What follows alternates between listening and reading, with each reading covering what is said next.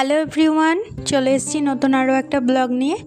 আজকে রবিবার মানেই আগে ছোটোবেলায় রবিবার মানেই ছিল সকালবেলায় উঠে একটু তাড়াহুড়ো করে আঁকার স্কুলে যাওয়া, আবার আঁকার স্কুল থেকে এসে পরে মাংস আর ভাত জমিয়ে খাওয়া দাওয়া। সেই রকম আজ এখনকার দিনগুলো সব বাচ্চারা ভুলেই গেছে। আগে ছোটোবেলায় এই টিভি রবিবার খুললেই বাটুল দি গেট, তারপরে চাঁদের বুড়ি, ম্যাজিক ম্যান, এইসবগুলো দেখতেই আমরা ব্যস্ত হয়ে পড়তাম।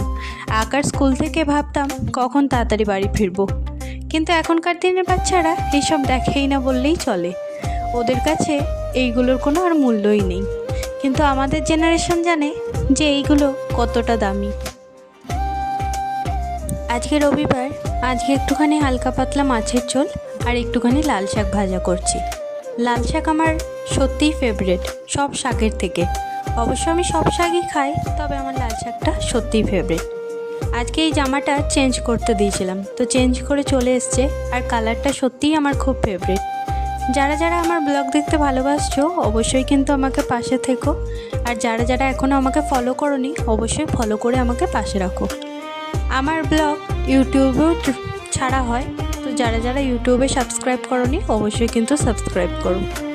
আজকের ব্লগটা অবশ্যই ছোট করেই বানিয়েছি, বেশি বড় করিনি।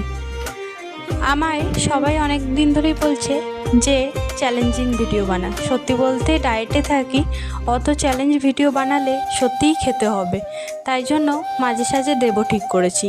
তাই আমার বোন বলেছে তুই মাঝে সাঝে চ্যালেঞ্জিং ভিডিওগুলো বানাবি। তাই তোমাদেরও দেখলাম রেসপন্স ভালো পাচ্ছি, আমি বানাতে উৎসাহিত হচ্ছি।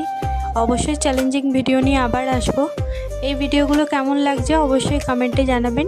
ভালো থাকবেন, সুস্থ থাকবেন, সাবধানে থাকবেন।